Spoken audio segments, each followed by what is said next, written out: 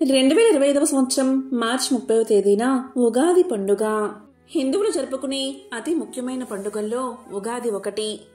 ఇది తెలుగువారి నూతన సంవత్సరం ప్రారంభమవుతుంది. తెలుగువారికి ఎంతో ముఖ్యమైన పండుగ ఉగాది. ఈ రోజుతోనే వారి తెలుగు సంవత్సరం ప్రారంభమవుతుంది. ప్రతి సంవత్సరం చైత్ర శుద్ధ పాడ్యమి రోజున బ్రహ్మ సృష్టిని ప్రారంభించాడని, ఈ రోజే శ్రీ మహావిష్ణువు మత్స్య అవతారాన్ని ధరించి సోమకుడు అనే రాక్షసుని సంహరించి వేదాలను బ్రహ్మకు అప్పగించిన సందర్భంగా ఉగాది ఆచరణలోకి వచ్చిందని పురాణాలు చెబుతున్నాయి. చైత్రశుద్ధ పాడ్యమి రోజే కలియుగం ప్రారంభమైనది కాబట్టి ఇంతటి విశేషమైన రోజు ప్రతి ఒక్కరూ ఈ రంగులో ఉండే దుస్తులు కట్టుకుంటే సంవత్సరమంతా ఐశ్వర్యం కలుగుతుంది. మరి ఏ రంగు దుస్తులు కట్టుకోవాలో ఇప్పుడు ఈ వీడియోలో తెలుసుకుందాం. బ్రహ్మ నిద్రలేచి సృష్టి కొనసాగించాలని ప్రయత్నిస్తాడు. కానీ బ్రహ్మదేవుడు నిద్రమేలుకుని చూడగా సోమకుడు అనే రాక్షసుడు బ్రహ్మ దగ్గర ఉన్న వేదాలను దొంగలించుకుని పోతాడు. వేదాలు లేకుండా సృష్టి చేయడానికి తగినంత శక్తి సామర్థ్యాలు బ్రహ్మ దగ్గర లేవు. ఇక బ్రహ్మదేవుడు శ్రీ మహావిష్ణువును మనసులో ధ్యానించగా శ్రీమన్నారాయణుడు బ్రహ్మ ముందు ప్రత్యక్షం అయ్యాడు. అప్పుడు బ్రహ్మ మహావిష్ణువుతో ఇలా పలుకుతాడు: ఓ దేవా, నీకు తెలియంది ఏదీ లేదు. నీ కారణంగానే ఈ లోకాలు పుట్టి పెరిగి చివరకు నశిస్తున్నాయి. నేను నిద్రపోయే సమయంలో సోమకుడు అనే రాక్షసుడు నా దగ్గర ఉన్న వేదాలను దొంగలించి మహాసముద్ర గర్భంలో దాచాడు. ఆ వేదాలు నా దగ్గర లేకపోవడం వల్ల సృష్టి చేయడంలో నాకు శక్తి పోయింది. నన్ను కరుణించి ఆ వేదాలను సంపాదించి నన్ను అనుగ్రహించు అని ప్రార్థించాడు బ్రహ్మ. అప్పుడు శ్రీహరి బ్రహ్మతో ఇలా పలుకుతాడు: ఓ బ్రహ్మదేవా, విచారించకు. నేను మత్స్యావతారంలో వెళ్లి సముద్రంలో సోమకుడు ఎక్కడ ఉన్నా వెతికి పట్టుకుని అతన్ని సంహరించి వేదాలను నీకు అప్పగిస్తాను అని చెప్పి సముద్రంలోకి వెళ్తాడు విష్ణు భగవానుడు. ఇంతలో సోమకాసురుడు దొంగలించిన వేదాలు ఆహార పదార్థాలు అనుకుని మింగుతాడు. కాని అతనికి ఆకలి తీరదు. ఆహారం కోసం సముద్రంలో వెతుకుతూ ఉండగా ఆ సమయంలో చేప రూపంలో ఉన్న శ్రీహరిని చూసి మింగేయాలని ప్రయత్నిస్తాడు. ఈ విధంగా శ్రీహరి సోమకాసుడి మధ్య భీకర యుద్ధం జరుగుతుంది. సోమకాసురుడు అనే రాక్షసుడు మహాబలశాలి అవడం వల్ల వారిద్దరి మధ్య కొన్ని సంవత్సరాల యుద్ధం జరుగుతుంది. ఆ యుద్ధంలో చేప రూపంలో ఉన్న శ్రీ మహావిష్ణువు తన కోరలతో సోమకాసురుడి పొట్టను చీల్చి సంహరించి అతని కడుపులో ఉన్న వేదాలను అలాగే ఒక దక్షిణావత శంఖాన్ని తీసుకుని బ్రహ్మ దగ్గరకు చేరుకుంటాడు.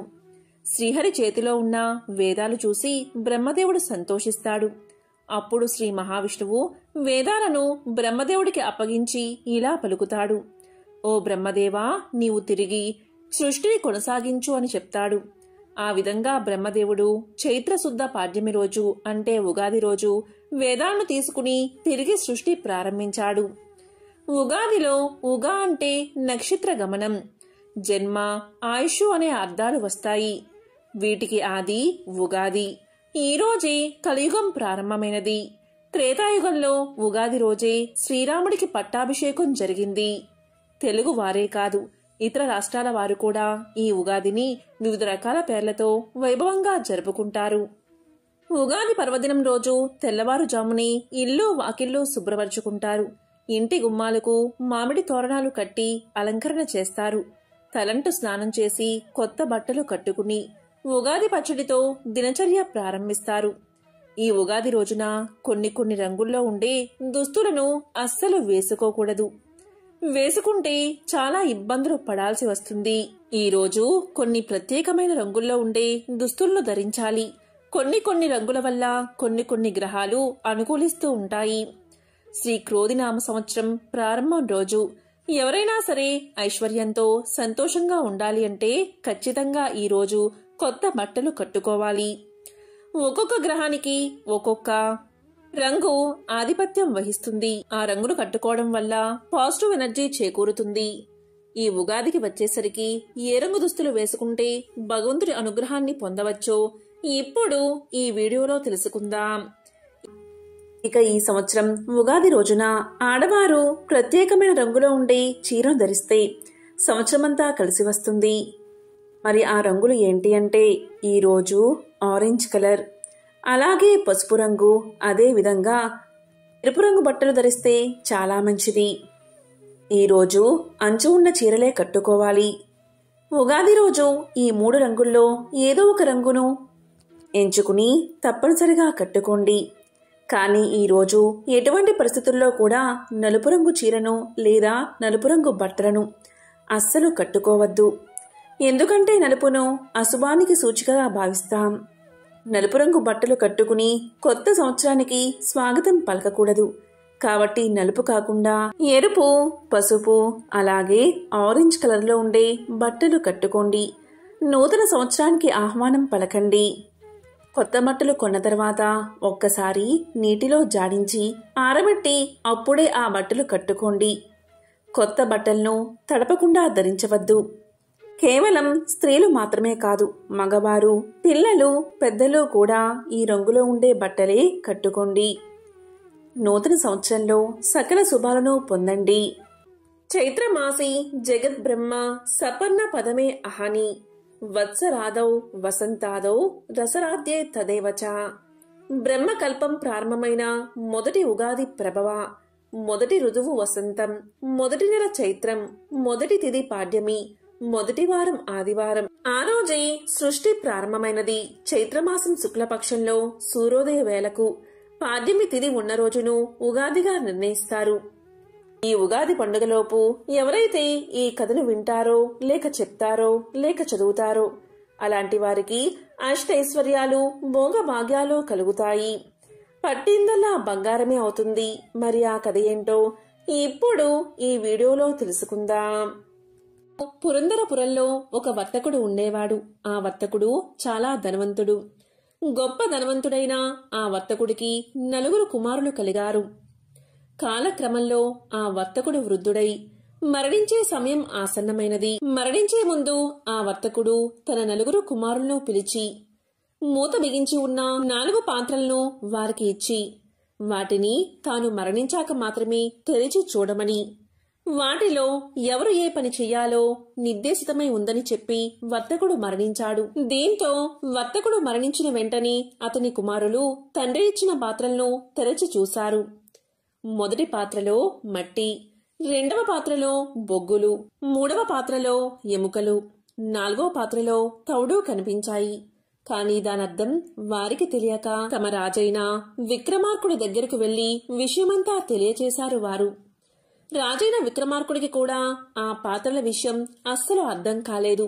దీంతో ఆ 4 కుమారులు ఏమిటి ఈ పరిస్థితి అని ఆలోచించి ప్రతిష్టానపురం చేరుకుని అక్కడ ఉన్నవారిని అడిగారు. కాని ఎవరూ చెప్పలేకపోయారు. అయితే వారికి ఒక బాలుడు తారసపడ్డాడు. ఆ బాలుడు ఎవరు అంటే ఒక వితంతువు కుమారుడు.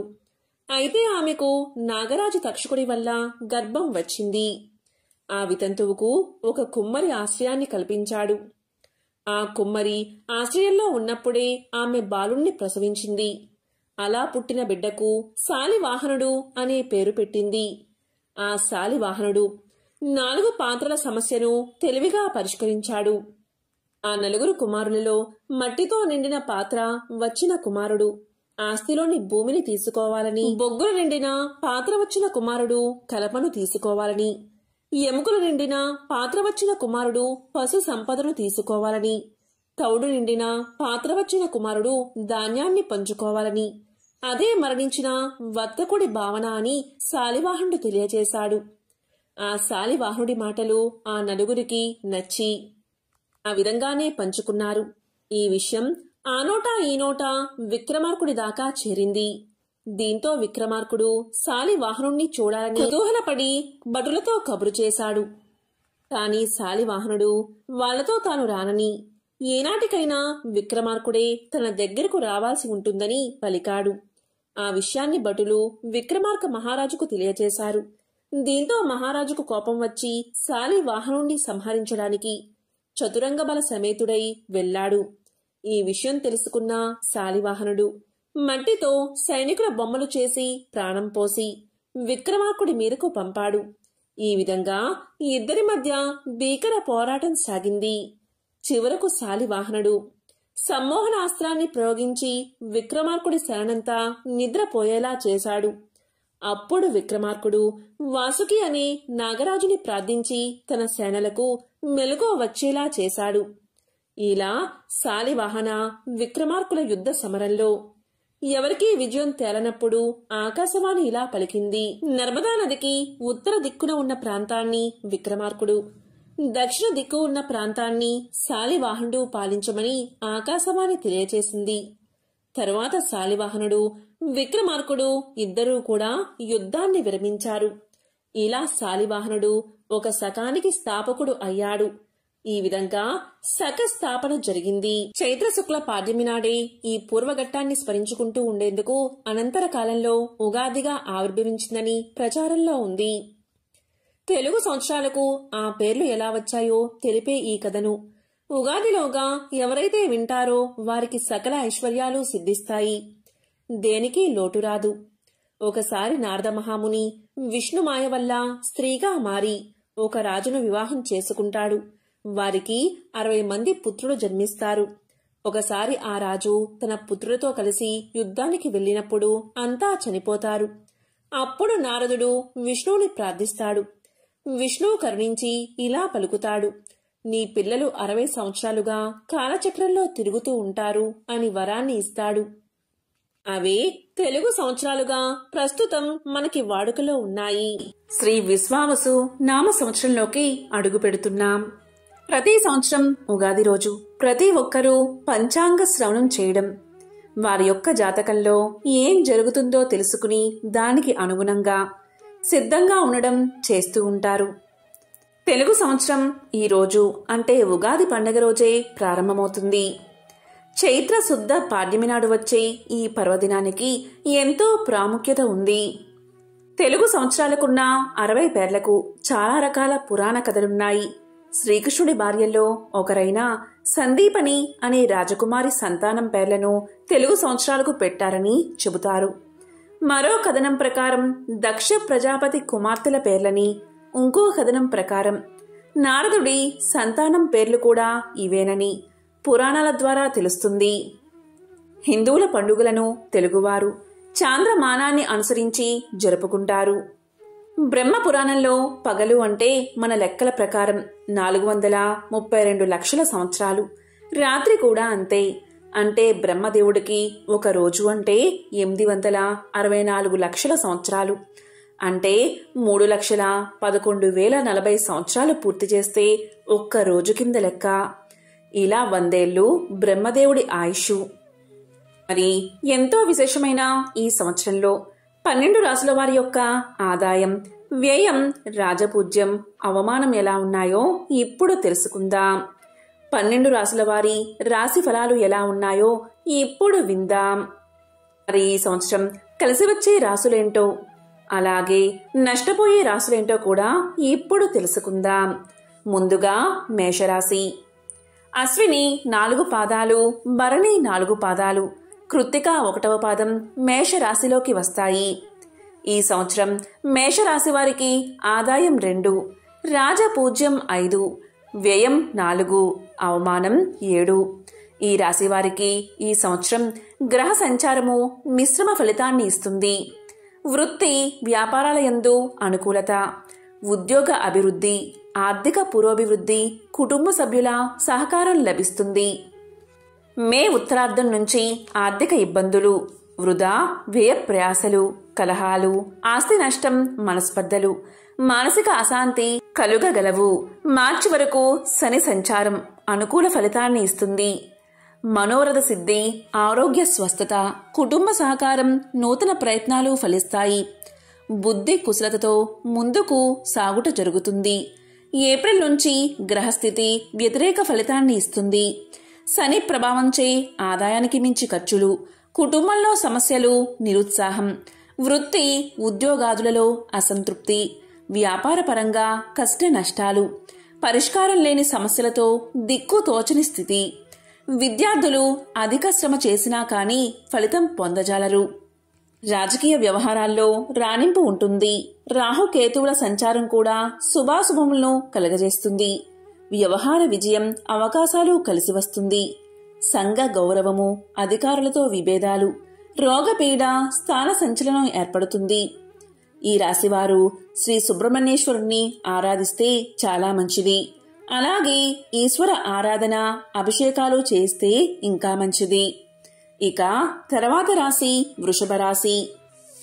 కృతిక 2, 3, 4 పాదాలు, రోహిణి 4 పాదాలు, మృగశిర 1, 2 పాదాలు వృషభ రాశిలోకి వస్తాయి.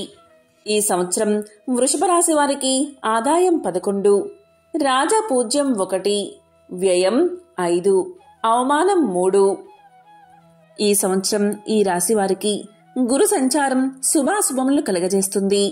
శుభ కార్యాచరణ, వృత్తి, ఉద్యోగ, వ్యాపారాల యందు అనుకూలత, రుణ విముక్తి, కుటుంబంలో సుఖశాంతులు ఉంటాయి.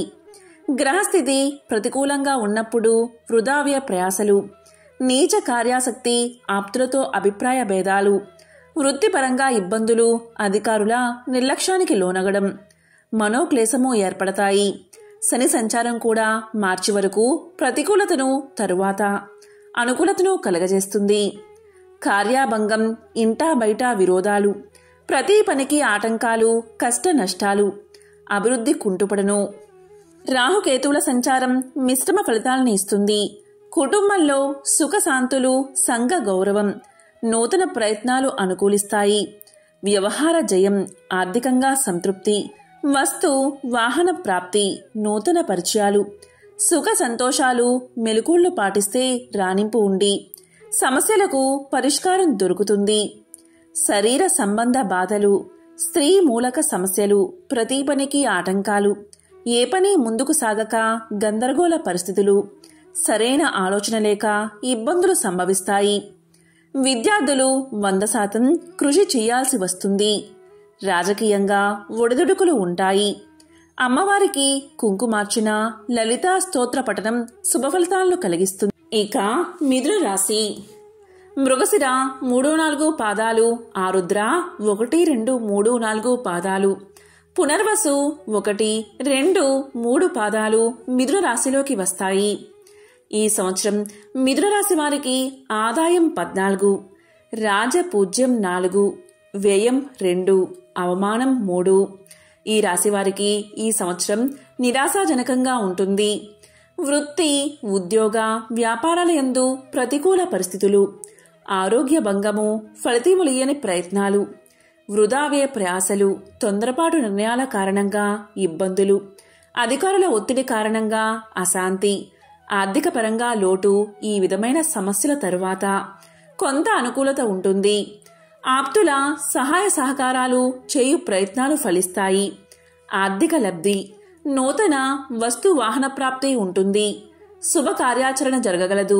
శని సంచారం కూడా వ్యతిరేక ఫలితాన్ని ఇస్తుంది. రాహు కేతు సంచారం కూడా చాలా వరకు ఇబ్బందులు తెచ్చిపెడుతుంది.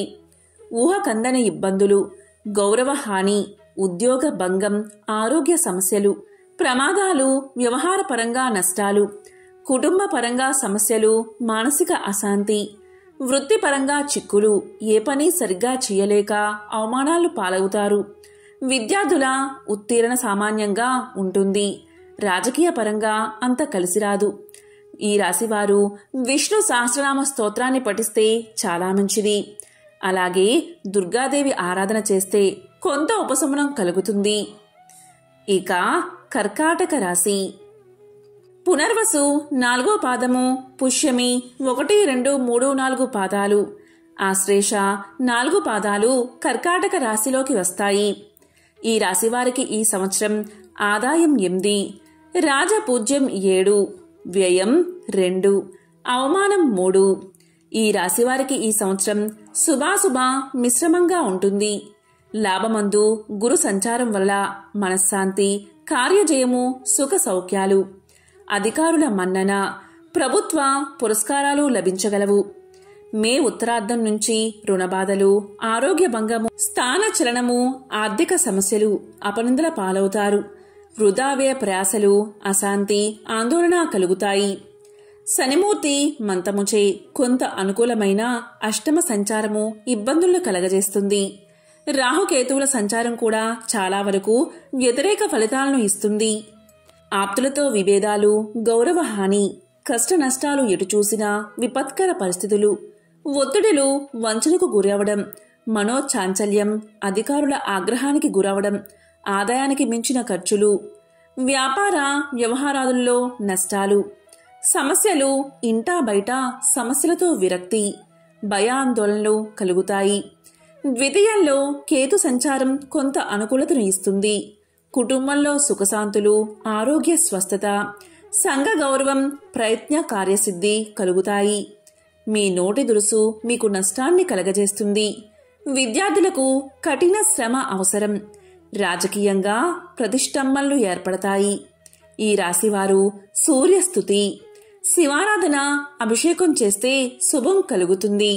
సింహరాశి మక 1, 2, 3, 4 పాదాలు, పుబ్బ 1, 2, 3, 4 పాదాలు, ఉత్తర 1వ పాదం సింహరాశిలోకి వస్తాయి. ఈ సంవత్సరం ఈ రాశివారికి ఆదాయం 11, రాజపూజ్యం 3, వ్యయం 11, అవమానం 6. ఈ సంవత్సరం ఈ రాశివారికి అంత అనుకూలంగా ఉండదు. గురు సంచారము మధ్యలో కొంత శుభం చేకూర్చినా మొదట చివర కూడా ఇబ్బందులు కలగజేస్తుంది. కుటుంబంలో సఖ్యత, కార్యసిద్ధి, గౌరవ మర్యాదలు, కృషికి గుర్తింపు, అధికారుల మన్నన చేకూరును.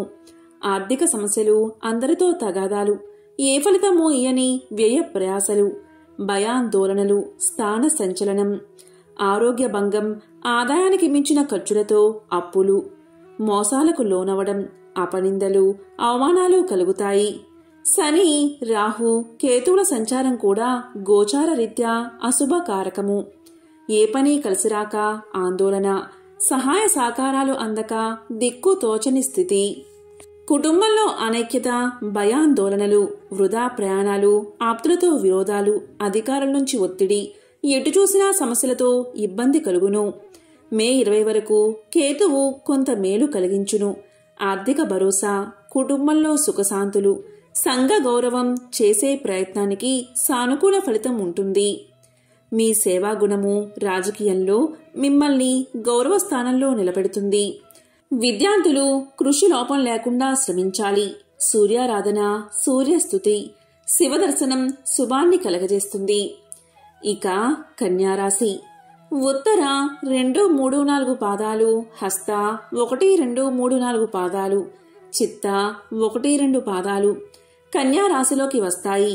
ఈ సంవత్సరం ఈ రాశివారికి ఆదాయం 14, రాజపూజ్యం 6, వ్యయం 2, అవమానం 6 ఉంటాయి. ఈ రాశివారికి ఈ సంవత్సరం చాలా వరకు అనుకూలం. మధ్యలో గురు సంచారము కొంత వ్యతిరేక ఫలితాన్ని ఇచ్చినా సంవత్సరం ఆరంభమున చివరన మంచి కలుగజేస్తుంది.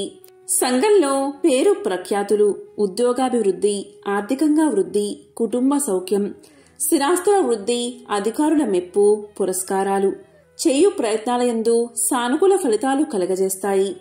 మధ్యలో ఆర్థిక సమస్యలు, భయాందోళనలు, వృధావ్యయ ప్రయాసలు, మనస్పర్ధలు, స్థానచలనం ఏర్పడగలవు. శని మూర్తిమంతముచే కొంత ఇబ్బంది కలిగించినా 6న సంచారం అనుకూలిస్తుంది. ఆర్థికాభివృద్ధి కలిగి ఆర్థిక సమస్యల నుంచి బయటపడుదురు. స్థిరాస్తుల వృద్ధి కలుగును. నూతన గృహప్రాప్తి, వృత్తి ఉద్యోగాదుల యందు అభివృద్ధి, కుటుంబంలో సుఖ సంతోషాలు కలుగును. రాహుకేతు సంచారం కూడా శుభాశుభ మిశ్రమంగా ఉంటుంది. ఆరోగ్య భంగం, కుటుంబ కలహాలు, అనవసరపు ఖర్చులు, మానసిక అశాంతి, వృత్తి ఉద్యోగాదులకు భంగం, కార్యనాశనం, ఆర్థికంగా నష్టం, అందరితో విభేదాలు ఏర్పడతాయి. మూర్తి మంతముచే శుభ పరిణామాలు కలిగించును. కాలం అనుకూలమై నిలిచిపోయిన పనులన్నీ పూర్తవుతాయి. సమయానుకూలమైన ఆలోచనలతో చేసే పనులు లాభిస్తాయి. రాజకీయంగా పుంజుకుంటారు. విద్యార్థులు మంచి ఫలితాలు సాధించగలరు. ఈ రాశివారు విష్ణు స్తుతి, లక్ష్మీ స్తోత్రం, హనుమాన్ చాలీసా పారాయణ చేసుకుంటే శుభం కలుగుతుంది. తులారాశి చిత్త 3, 4 పాదాలు, స్వాతి 1, 2, 3, 4 పాదాలు, విశాఖ 1, 2, 3 పాదాలు తులారాశిలోకి వస్తాయి.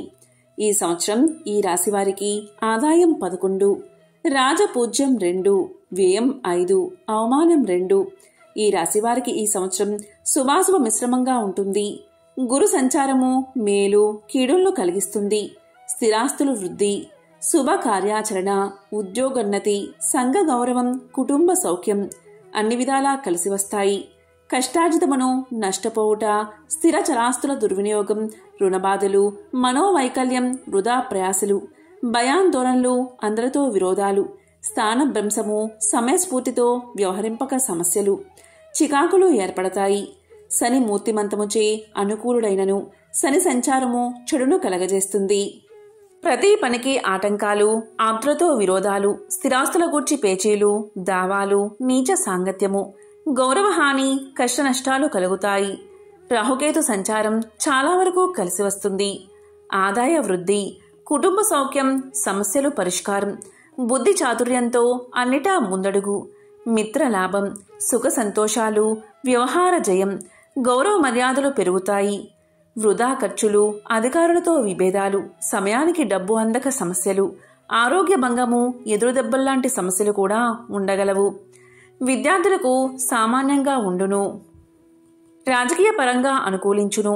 దత్త పారాయణం, అమ్మవారికి కుంకుమార్చన జరిపిస్తే శుభాలు కలుగుతాయి. ఇక వృశ్చిక రాశి. విశాఖ 4వ పాదం, అనురాధ 1, 2, 3, 4 పాదాలు, జ్యేష్ఠ 1, 2, 3, 4 పాదాలు వృశ్చిక రాశిలోకి వస్తాయి. ఈ సంవత్సరం ఈ రాశి వారికి ఆదాయం 2, వ్యయం 14, రాజపూజ్యం 5, అవమానం 2. ఈ రాశి వారికి గురు సంచారము శుభాశుభాలను కలగజేస్తుంది. శుభ కార్యాచరణ, ధనాదాయం పెరుగుట, స్థిరాస్తుల వృద్ధి, సంఘంలో గుర్తింపు, పేరు ప్రతిష్టలు, స్థిరమైన సమయానుకూలమైన నిర్ణయాలతో లబ్ధిని పొందుతారు. ఆస్తి నష్టం, రుణబాధలు, అధికారుల వల్ల ఇబ్బందులు, అసహనము, అధైర్యములతో మనోనిబ్బరాన్ని కోల్పోతారు. శని రాహువుల సంచారం ప్రతికూల ఫలితాన్ని ఇస్తుంది. ఆర్థిక ఇబ్బందులు, ఆరోగ్య హాని, గౌరవ భంగము, ఆకస్మిక సమస్యలతో అశాంతి, కుటుంబ కలహాలు, స్త్రీకారక సమస్యలు, ఇంటా బయట వ్యతిరేక పరిస్థితులు, అనుకున్న ఏ పని ఫలితం లేకపోవడం, అధిక శ్రమలతో సతమతమవుతారు. కేతు సంచారం కొంత అనుకూలిస్తుంది. ఖచ్చితమైన జాగ్రత్తలు తీసుకుంటే సమస్యల నుంచి బయటపడి వృత్తి వ్యాపారాదుల్లో రాణిస్తారు. ఆర్థిక సంతృప్తి, అవకాశాలు కలిసి వచ్చి నూతన ప్రయత్నాలు ఫలిస్తాయి. పెద్దవారితో సంబంధం అనుకూలించి పరపతి పెరుగుతుంది.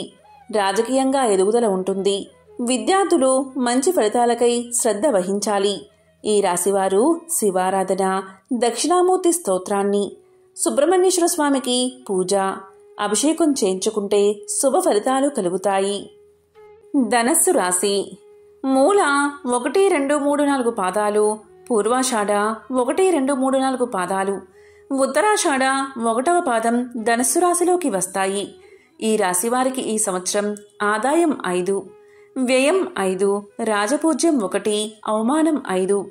ఈ రాశివారికి ఈ సంవత్సరం మిశ్రమ ఫలితాలు కలుగుతాయి. ఆర్థికంగా వృద్ధి, శుభ కార్యాచరణ, కుటుంబంలో సుఖ సంతోషాలు, వ్యవహారాలయందు జయము, పేరు ప్రఖ్యాతలు, కార్యసిద్ధి కలుగుతాయి. కష్టార్జితాన్ని నష్టపోతారు. ఆస్తి నష్టం, రుణబాధలు, మనోవ్యాకులత, చోర, అగ్ని భయాలు, స్థాన చలనము, వృత్తి ఉద్యోగాదులయందు అడ్డంకులు ఏర్పడతాయి. ఏప్రిల్ నుంచి అర్ధాష్టమ శని ప్రభావంచే సమస్యలు ఏర్పడతాయి. తృతీయంలో శని అనుకూల ఫలితాలు ఇయ్యగలడు. అన్నిటా సానుకూల పరిణామాలు, వ్యాపారపరంగా వృద్ధి, కుటుంబ సౌఖ్యం, ఇష్టకార్య సిద్ధి కలుగుతాయి. రాహుకేతువుల సంచారం అంత అనుకూల ఫలితాలు ఇవ్వదు. అనుకోని చిక్కులు, సమస్యలతో మనోవేదన, బంధుమిత్రులతో విభేదాలు, గౌరవ హాని, తలపెట్టిన పనులు ముందుకు సాగక రకరకాల ఒత్తిళ్లతో అశాంతి, స్థానభ్రంశము, స్త్రీమూల సమస్యలు, మనోనిబ్బరం కోల్పోతారు. వ్యాపార వ్యవహారాలందు నష్టాలు, వృధావే ప్రయాసలు. రాజ్యస్థానంలో ఉన్న కేతువు కొంత అనుకూలుడు. సహనంతో ఉండి తగిన నిర్ణయాలతో ముందుకు సాగి సమస్యల నుంచి బయటపడగలరు. ఆర్థికంగా పుంజుకుంటారు. ప్రయత్నాలు మంచి ఫలితాలు ఇయ్యగలవు. 10 మందిలో గుర్తింపు పొందుతారు. రాజకీయంగా ఎత్తు పల్లాలు ఉంటాయి. విద్యార్థులు శ్రద్ధ వహిస్తే మంచి ఫలితాలు పొందగలరు. దత్త ఆరాధన, స్తుతి, ఈశ్వరుడికి అభిషేకము, ఆంజనేయ స్వామికి అర్చన చేస్తే శుభం కలుగుతుంది. ఇక మకర రాశి. ఉత్తరాషాఢ 2, 3, 4 పాదాలు, శ్రవణ 1, 2, 3, 4 పాదాలు, ధనిష్ట 1, 2 పాదాలు మకర రాశిలోకి వస్తాయి. ఈ సంవత్సరం ఈ రాశి వారికి ఆదాయం 8, రాజపూజ్యం 4, అవమానం 5, వ్యయం 14. ఈ రాశి వారికి ఈ సంవత్సరం శుభాశుభ మిశ్రమంగా ఉంటుంది. ఆర్థికాభివృద్ధి, శుభ కార్యాచరణ, కుటుంబంలో సుఖ సంతోషాలు, వ్యవహార విజయం, సంఘ గౌరవం, 10 మందిలో గుర్తింపు, ఆధిపత్యం, బుద్ధి కుశలత ఉంటాయి. సమస్యలు ఏర్పడినా సమర్థతో పరిష్కరించుకోగలరు. స్థానచలనము, ఆరోగ్యభంగం కలుగుతాయి. శని సంచారము, అకారణ విరోధాలు, కార్య విడంబనము, ఆర్థిక సంక్షోభం, అనుకున్న ప్రతి పనికి ఆటంకాలు కలిగిస్తాయి. రాహుకేతువులు మూర్తిమంతముగా అనుకూల ఫలితాలు ఇచ్చినా రాహుకేతు భాగ్య, అష్టమస్థాన సంచారాలు వ్యతిరేకంగా ఉంటాయి. కుటుంబంలో సంతోషాలు, సంఘంలో పలుకుబడి, గౌరవం, యత్న కార్యసిద్ధి ఉంటుంది. అనుకోని సమస్యలు ఏర్పడి ఇబ్బందులు, గౌరవహాని, ఆప్తులతో విభేదాలు, వృధావ్యయ ప్రయాసలు, మోసానికి లొంగిపోవడం, ఏ పని నిలకడగా చేయలేక అవమానాలు, వ్యాపార వ్యవహారాదుల్లో నష్టం, రకరకాల ఒత్తిడిలతో అస్థిమితం, రకరకాల సమస్యలతో విరక్తి, రాజకీయంగా సమస్యల వలయంలో ఉంటారు. విద్యార్థులు ఉత్తీర్ణత సామాన్యంగా ఉంటుంది. ఈశ్వర దర్శనము, అభిషేకాలు, శనిస్తోత్ర పఠనం చేసిన శుభం కలుగుతాయి. ఇక తర్వాత రాశి కుంభరాశి. ధనిష్ట 3, 4 పాదాలు, శతభిష 1, 2, 3, 4 పాదాలు, పూర్వభాద్ర 1, 2, 3 పాదాలు కుంభరాశిలోకి వస్తాయి. ఈ సంవత్సరం ఈ రాశి వారికి ఆదాయం 8, వ్యయం 14, రాజపూజ్యం 7, అవమానం 5. ఈ రాశి వారికి ఈ సంవత్సరం సామాన్యంగా ఉంటుంది. ధనాభావము, అకారణ కలహాలు, విరోధాలు, స్థిరాస్తుల నష్టం, రాబడిని మించిన ఖర్చులు, స్థాన చలనము, ఆరోగ్య సమస్యలు, మనోవేదన, గురుని పంచమస్థాన సంచారం కొంత అనుకూలిస్తుంది. ఆర్థిక పురోభివృద్ధి, శుభ కార్యాచరణ, కుటుంబంలో సుఖ సంతోషాలు, వ్యవహార జయం, సంఘ గౌరవం, సమస్యలను చాకచక్యంగా పరిష్కరించుకోగలరు. జన్మంలో శని అరిష్టకారకుడు, ఆరోగ్య భంగం, అవకాశాలన్నీ చేజారిపోతాయి. అకారణంగా విరోధాలు, అపకీర్తి, ఆదాయానికి మించిన వృధా వ్యయాలు, మనోవేదన కలుగుతాయి. రాహుకేతువుల సంచారం చాలా వరకు ప్రతికూలం. వృధా ప్రయాణాలు, ఖర్చులు, ధనహాని, భయాందోళనలు, కుటుంబంలో అశాంతి, ఉద్యోగ, వృత్తి వ్యాపారాదుల యందు ఒడిదుడుకులు, మోసాలకు లోనవడం, ఇంటా బయట సమస్యలతో మానసిక దౌర్బల్యము, అధికారుల ఒత్తిడి ఇబ్బందులను కలగజేస్తుంది.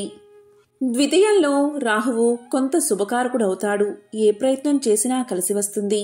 సంఘ గౌరవం, ఆరోగ్య స్వస్థత, ఆర్థిక సంతృప్తి, కుటుంబంలో సుఖ సంతోషాలు, వ్యక్తిగా గుర్తింపు ఉంటుంది.